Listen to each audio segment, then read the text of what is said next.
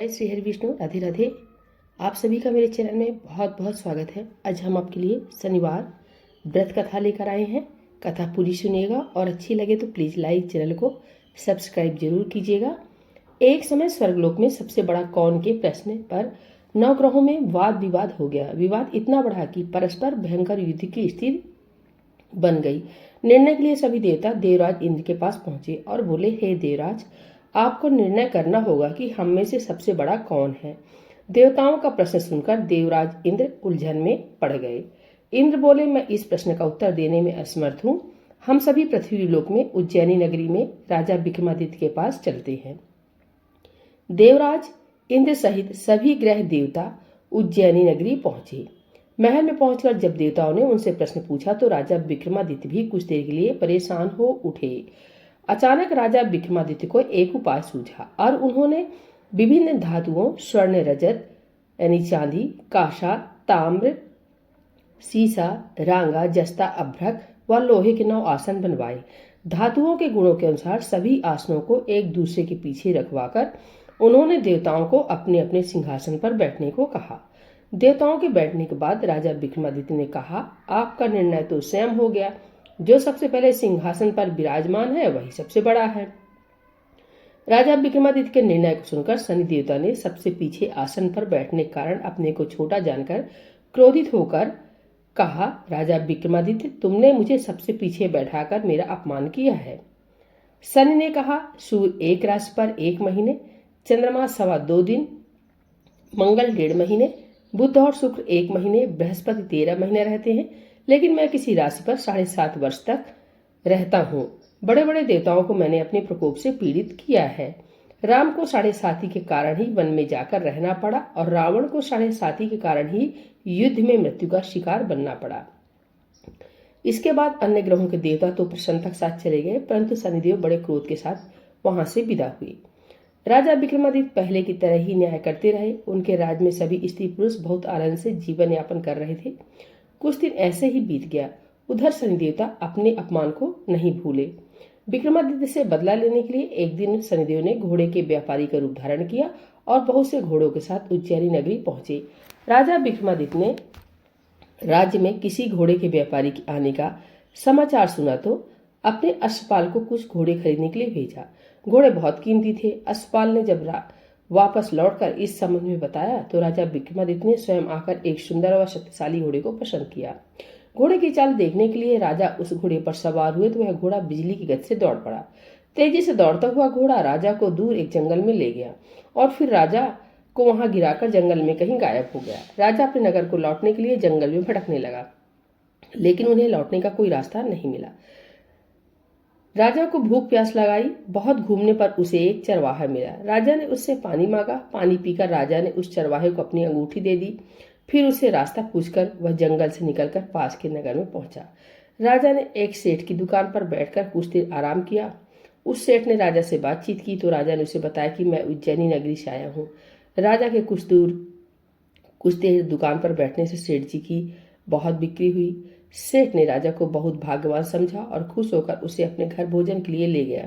सेठ के घर में सोने का एक हार खूंटी पर लटका हुआ था। राजा को उस कमरे में छोड़कर सेठ कुछ देर के लिए बाहर गया। तभी एक आश्चर्यजनक घटना घटी। राजा के देखते देखते सोने के उस हार को खूंटी निकल गई। सेठ ने कमरे में लौटकर हार को गायब देखा तो चोरी का संदेह राजा पर ही किया, क्योंकि उस कमरे में राजा ही अकेला बैठा था।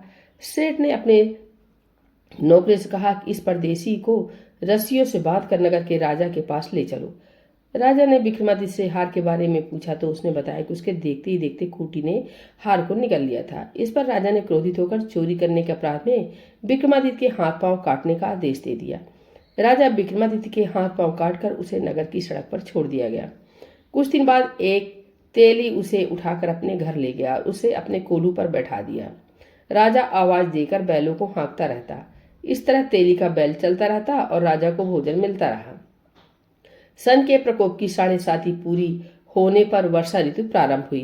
राजा विक्रमादित्य एक रात मेघ मल्हार गा रहा था कि तभी नगर के राजा की लड़की राजकुमारी मोहिनी रथ पर सवार उस तेली के घर के पास से गुजरी। उसने मेघ मल्हार सुना तो उसे बहुत अच्छा लगा और दासी को भेजकर गाने वाले को बुला लाने को कहा।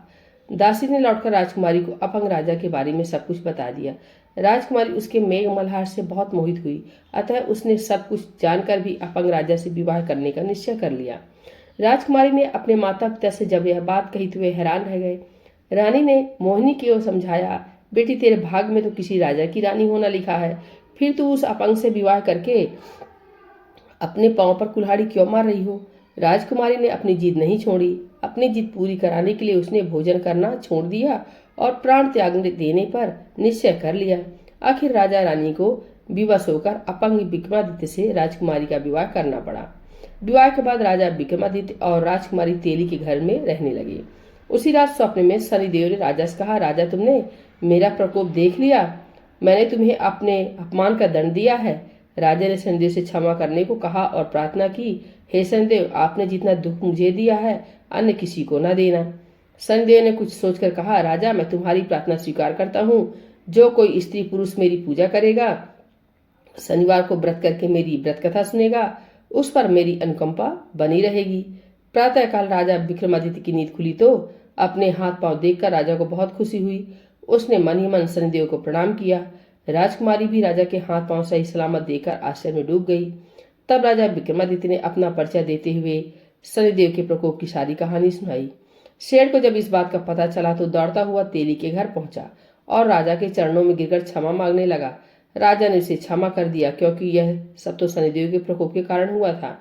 सेठ राजा को अपने घर ले गया और उसे भोजन कराया। भोजन करते समय वहां एक आश्चर्यजनक घटना घटी।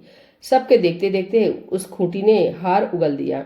सेठ जी ने अपनी बेटी का विवाह भी राजा के साथ कर दिया और बहुत से स्वर्ण आभूषण, धन आदि देकर राजा को विदा किया। राजा विक्रमादित्य, राजकुमारी मोहिनी और सेठ की बेटी के साथ उज्जैनी पहुंचे तो नगरवासियों ने हर्ष से उनका स्वागत किया। अगले दिन राजा विक्रमादित्य ने पूरे राज्य में घोषणा कराई कि शनिदेव सब देवों में सर्वश्रेष्ठ है। प्रत्येक स्त्री पुरुष शनिवार को उनका व्रत करें और व्रत कथा अवश्य सुने। राजा विक्रमादित्य की घोषणा से शनिदेव बहुत प्रसन्न हुए। शनिवार का व्रत करने और व्रत कथा सुनने के कारण सभी लोगों की मनोकामनाएं शनिदेव की अनुकंपा से पूरी होने लगी। सभी लोग आनंद पूर्वक रहने लगे। बोलिए शनिदेव भगवान की जय। श्री हरि विष्णु की